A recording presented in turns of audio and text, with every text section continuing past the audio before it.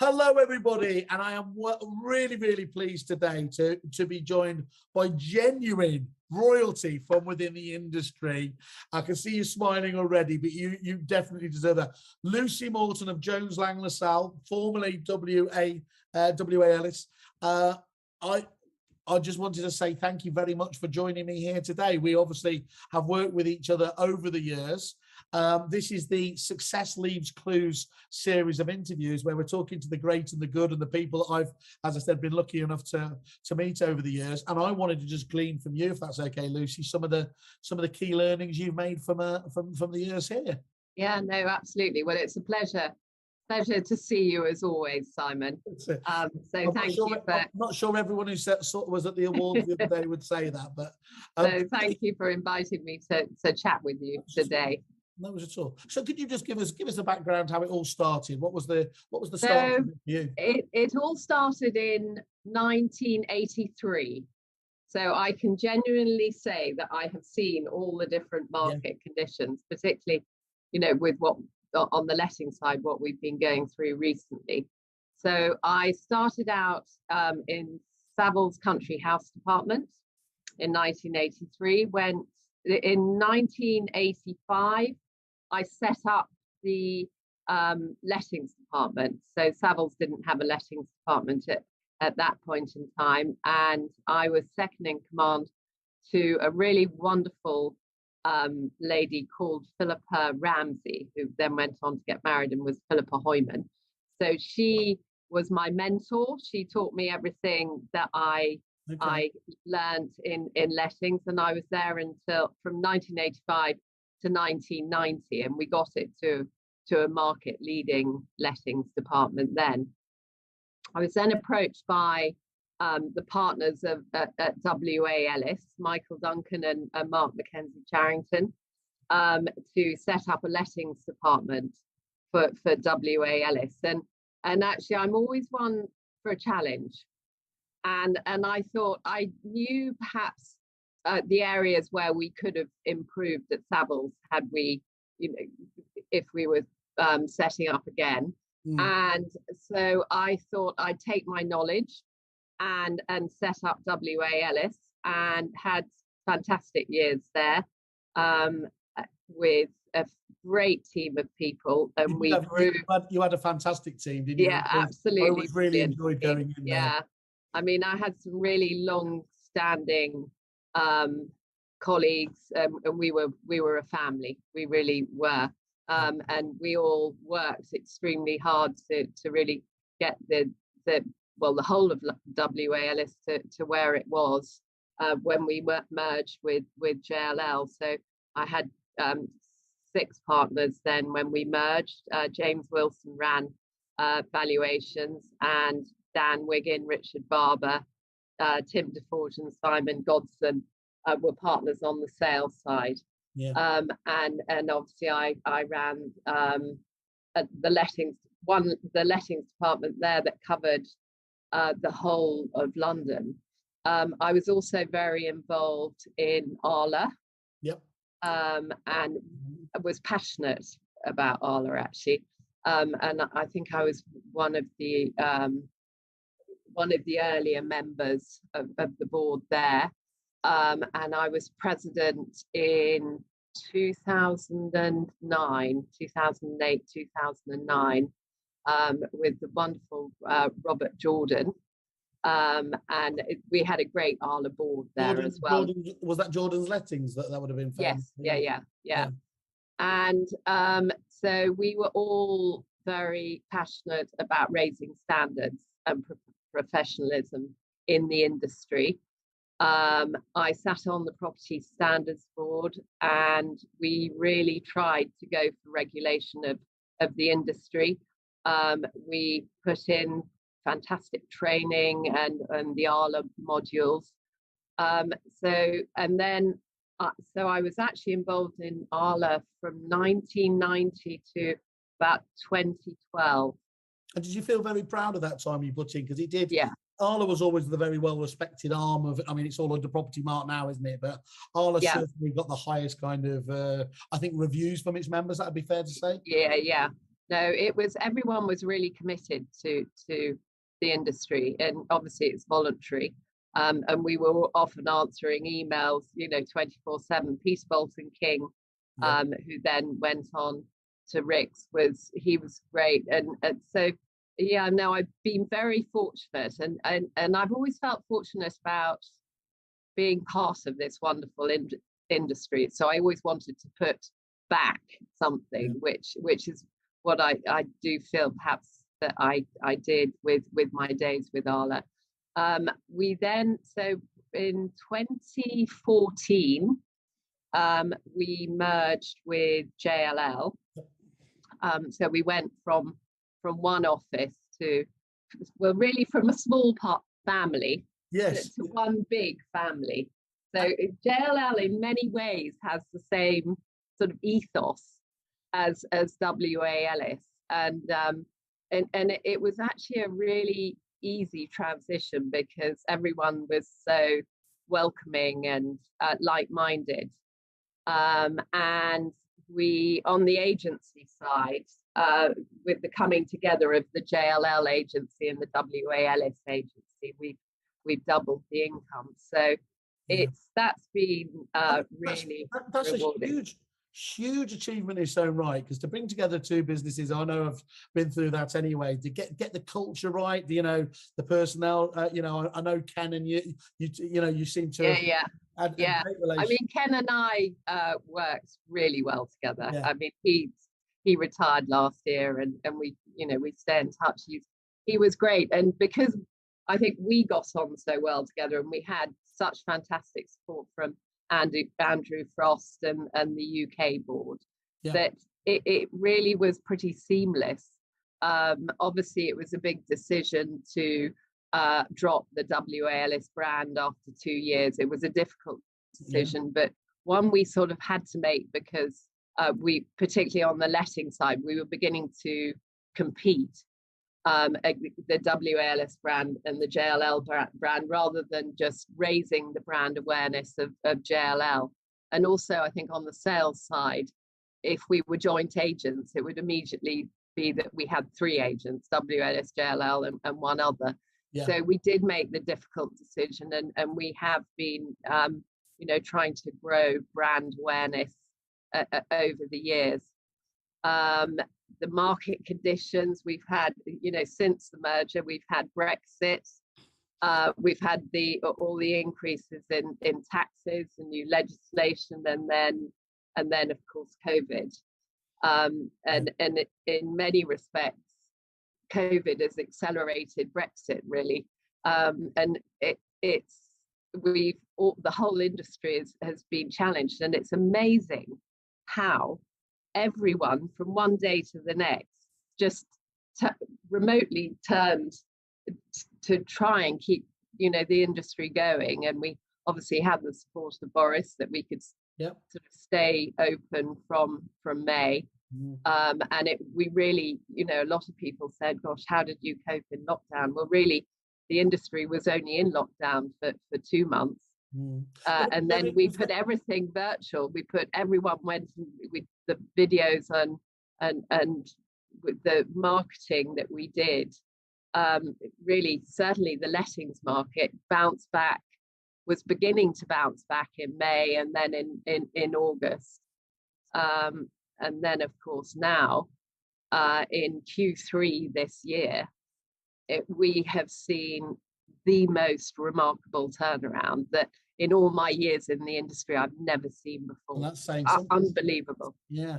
And it did. I was talking to, I think they said off camera, didn't I? I was talking to Russell Manning and Manning Staines, a great Northern agent. We were talking about that dynamic in terms of, without getting too self-congratulatory, when it hit the bricks of COVID first time round, and it really was it was quite black out there. But then the resilience of this industry is always something just to be admired, isn't it? Yeah. And it's funny when you were talking about how interesting most of the people are in this industry. I've always treated myself as a bit of a chubbier version of Attenborough on the outside, looking in and watching all these really interesting people. I think I referred to you as the doyen of lettings. It's, you know, there's something about this industry, maybe it's property per se, that does breed a particularly resilient sort of person. Yeah, absolutely. And also, I think we all supported each other. You know, they're not just, you know, JLL, everyone, you know, we really did all pull together. But I think actually we were all checking on each other and reassuring each other, because we were just in unprecedented times. And of course, it turned into a tenant. And there was the opportunist tenants that came in August, realizing the amount of stock on the market. So, and you know, some of us had seen this before, so we're very quick to advise landlords not to lock in for long-term tenancies, because you know we didn't really know how long the pandemic was going. Well, we're still not totally through it, unfortunately, but we didn't know how long it was going to go on for. But the best advice we could give to landlords was not to lock in for certainly more than a year on low rents, and we're now seeing the opportunist tenants that are struggling, because of course there's such a shortage of stock. And we've seen 2 years worth of international students come in Q3 this year, and there's just been a frantic race for stock, and people are, you know, we're putting properties on portals for, if we have to, for 24 hours, and we're having to take them off because the volume of inquiries we're getting and the immediate offers unseen. It's very frightening for tenants, because they're just wondering, you know, where they're going to live, and there's going to be more tenants coming in, both corporates and students. They're coming in already for January and trying to be ahead of the game. But the government needs to help future landlords invest. We need more landlords. You know, I was going to ask you a little bit later on, actually, Lucy, but I'm going to ask you now, given that you've raised it there. So I'm Whaley, the magic genie, and you've got three wishes. You don't have to use them all. You can save one for the future. But what would you do as an individual with those wishes to improve the industry overnight? To improve the industry overnight, we do need to bring in regulation of agents. I think it has improved, but we need to see regulation of agents. It needs to be an even playing field, and I think it will help agents in the future. I think companies, certainly JLL, were very good at putting people through training. But it will really make sure that all companies help new people coming into the industry. There is a shortage of good talent, and we need to bring talented people into the industry and make them proud to work in the industry as well. But isn't it interesting though that there's never any real argument from that within the industry itself, is it? Most people overwhelmingly do want some level, don't they, to bring that professionalism into play? Yeah, absolutely, and it's just taking far too long for the government to do it. I mean, we're all hoping that Roper will come in. It's meant to be next year, but hopefully agents are preparing for that. So that would be one of my wishes. My second wish would be that the government actually incentivize investors and buy to let landlords back into the market. There's such a crisis, and the government need to sit up and listen and encourage investment. I mean, the build to rent sector has really helped. And it's amazing to see how quickly after the COVID, the worst part of COVID, hopefully, that the stabilization of the build to rent schemes, they're all generally now up to sort of 97, 98% occupied. So that would certainly be my second wish.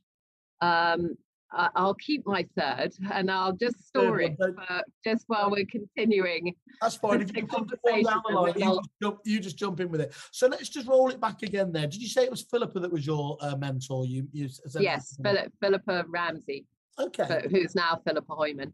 Okay, good stuff. So how do you think you've changed over the years from those early days in terms of what stayed consistent in terms of the way that you deal with matters, that you manage, and what has changed over the years? So I guess experience, has helped me. All the years of experience I've had has helped me. I do try and do as much mentoring as I can to bring people up through.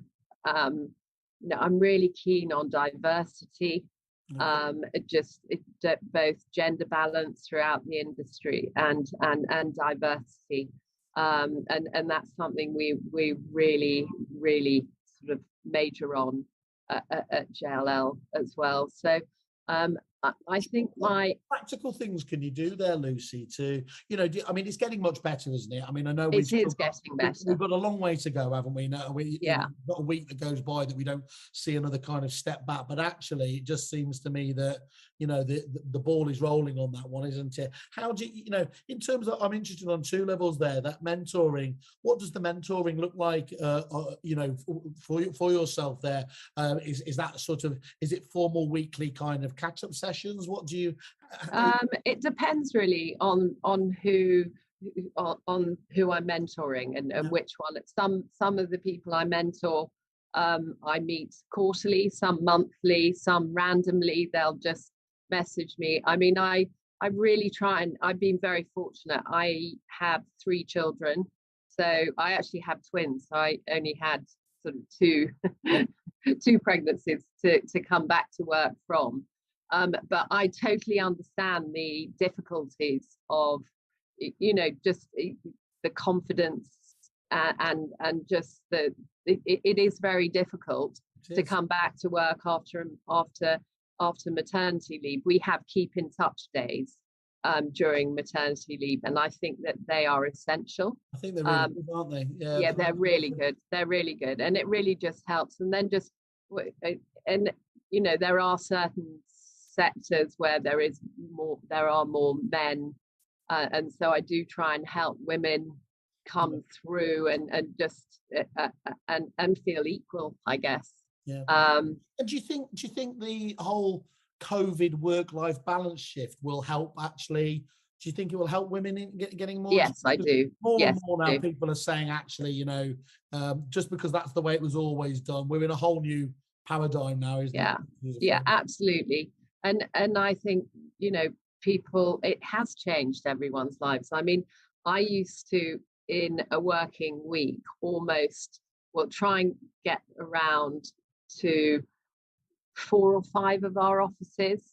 So we have 10 offices at the moment, and we're about to open our 11th office in Wood Green at the end of January. So I would try and get round at least 5 of the offices, certainly, in 2 weeks. But now, I still try and get round, but not so frantically, because we are in touch much more on Teams. I mean, when you come out of lockdown, you realize what you miss when you don't see people in person. Yeah. And there is nothing better than actually meeting and collaborating.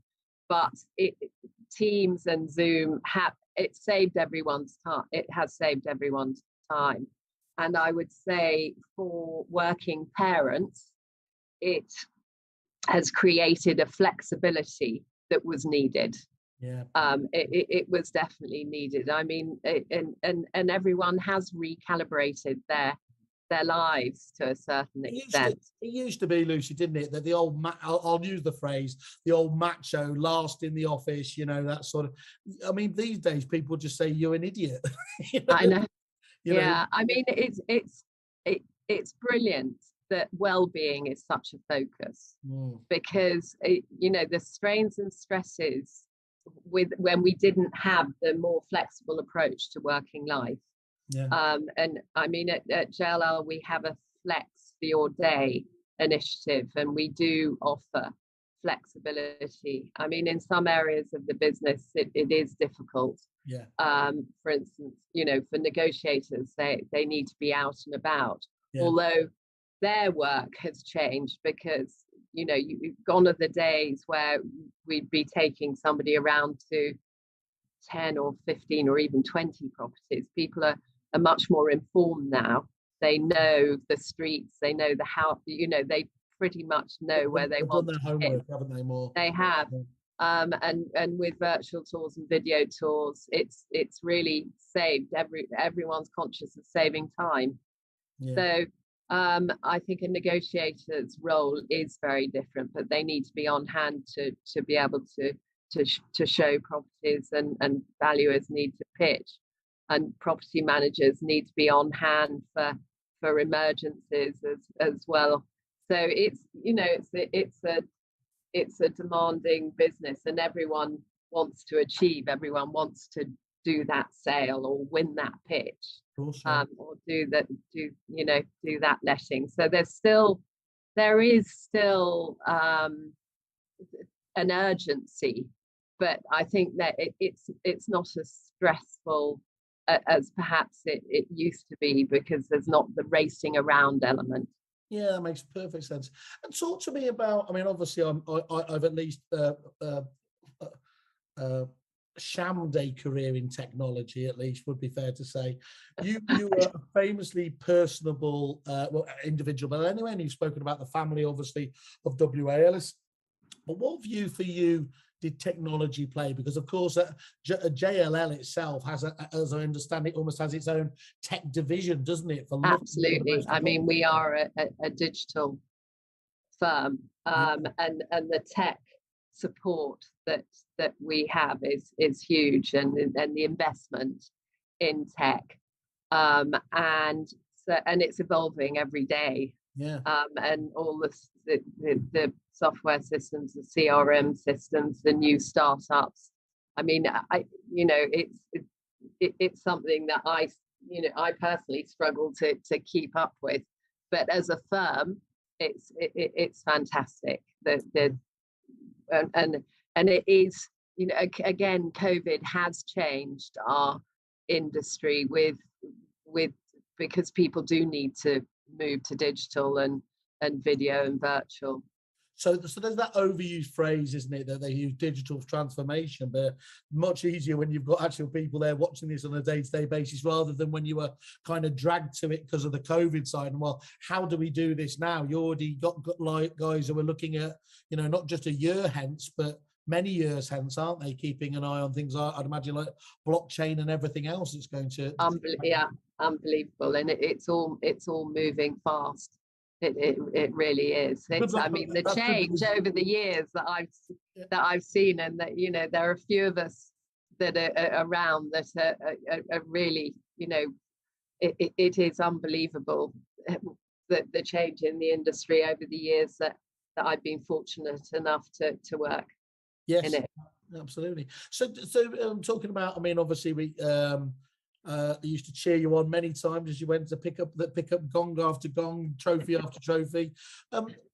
Was it those mini moments, or what's been your personal biggest achievement to date?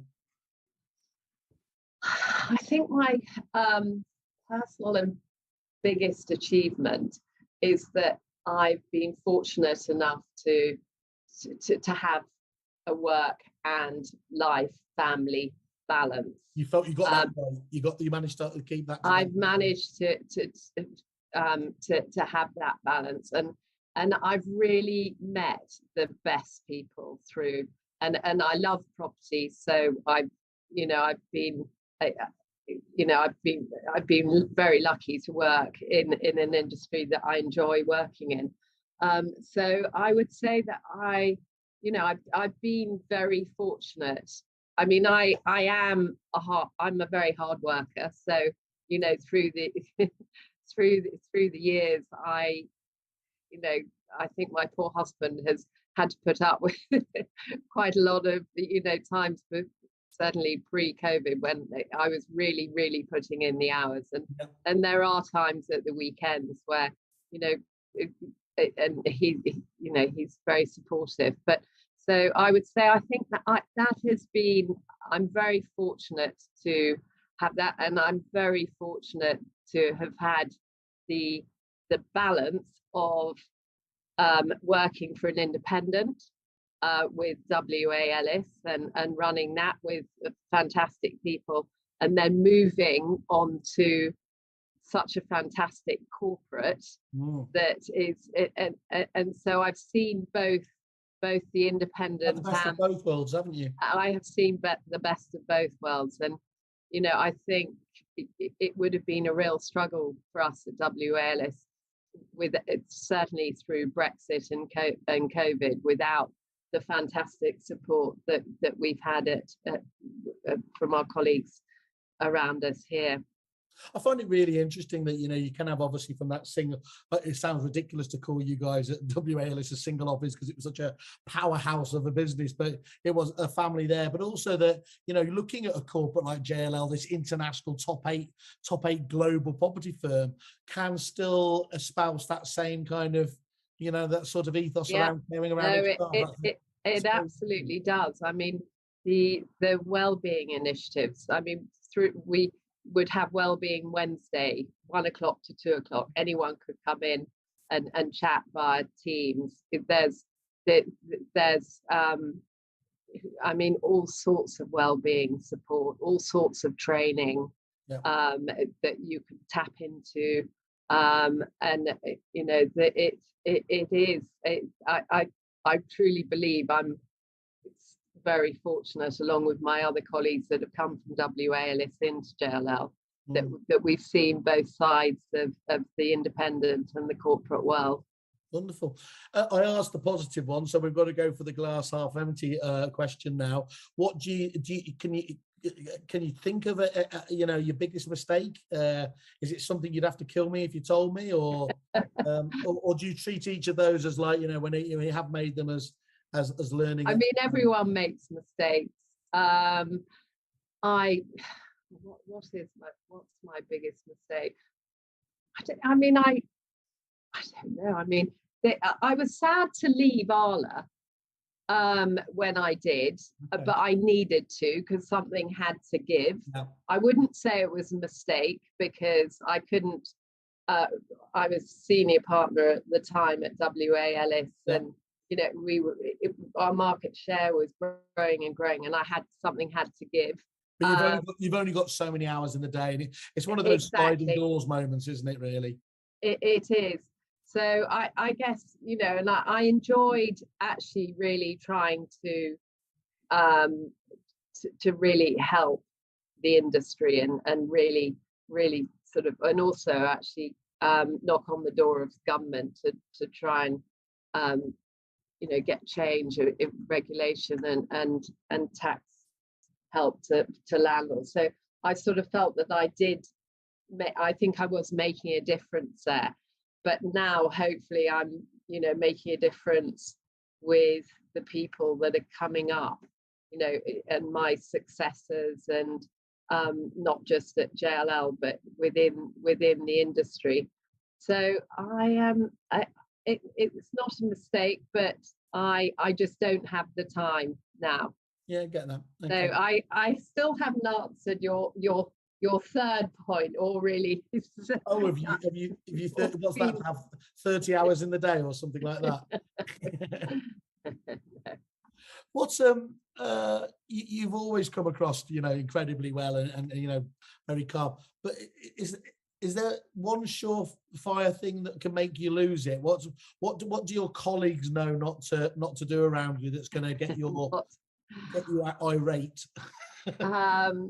I think lack of communicate. If somebody doesn't communicate to a client or a applicant, and they've said they're going to. Yeah, it's all about communication. Our industry, and problems always arise if somebody hasn't done what they've If you said they haven't, were going even to if do, you or haven't had a dealt with, conversation. or dealt with a problem. So I think I am a demanding person. I absolutely accept that, and I'm probably a perfectionist. And well, I am a perfectionist, so I think that. But I'm really fortunate, because I think everyone around me, the leadership team in JLL and our agency leadership team, we all know what makes us all tick and how each other works, and I think that I would say that if there's a lack of communication, they know that I will be angry. Moving on, yeah. And, Yeah. and what sort of, how would you describe yourself as a boss or a manager of people? Is it, do you come from a slightly more dictatorial, even if it's benign dictatorship? Do you engage with, do you engage with your teams? Yeah, no, I definitely engage with them. Okay. I don't think I'm dictatorial. I always say that my door's always open, 24/7. So if anyone ever has a problem, they know that they can come to me, and I hope that I'm always reassuring, helpful. I would say that because of my leadership team, everyone works for the same goal. I think I would hope that they would find me somebody that communicates. Okay, that's good. And what do you, the flip side, what do you look for when you're looking to bring people into the business? Is what are there critical characteristics? Yeah, that's an interesting question, actually, because I mean we're on a growth plan at the moment, so we're opening more offices and we're employing more people, and I'm doing quite a lot of interviewing at the moment. I guess it's all, again, it's communication, how people communicate with me in person. I always look on their CV at their interests, okay, almost ahead of their qualifications. That's really interesting. Now that is, yeah, okay. Yeah. No, I always look. What would you look on? So tell me. So you. I always think if somebody is a good sports person, has been a team player in, football, tennis, whatever. That will come across. Yeah, and so I think that they're motivated and they want to achieve. And I always think, if I guess I think it's good if people look after themselves and they go to the gym. They play. It's all right, Lucy. Stop talking about why my. You look fine. You look fine, Simon. You look fine. And then I do actually like to know, obviously, about their experiences before, and I always ask people what they know about us, whether they've done their homework about JLL, whether they've looked at our website. If people say, no, I don't really know much about you, I sort of think, well, it would have been, you should have done your homework before coming to meet us. I think people should be aware of it, certainly if they're in the industry, of their revenue that they bring in, their targets, their expected, what their sort of average fee is, the average rent. They should know their numbers, particularly if they're coming into the lettings industry. Yeah. So and actually and I always try and ensure that we have, as I said earlier, a good balance of gender and diversity throughout agency. But generally, I mean, we're very fortunate. We've got a great team. That's brilliant. I'll leave you with this one because I know it's very late. So who are the people from within the industry that you kind of respect, either of yesteryear or around at the moment? So Andrew Frost runs JLL residential. Yeah. For EMEA and capital markets. He's a fantastic person to work for. I don't know if you've ever met with him, but he's great, and I feel very, very fortunate to work with and for him. So Philippa, who my mentor right at the beginning. There were some great people at Savills, Ian Stewart, Jeffrey Van Cutson, and all all my former colleagues at Savills were particularly in the country house department. I couldn't have hoped for a better 2-year induction to the industry. And then my colleagues here, my colleagues at WA Ellis, all of them, and my colleagues here now at JLL, the great, as I said, the leadership team. I could reel off the names. No, it's always They're a brilliant lot.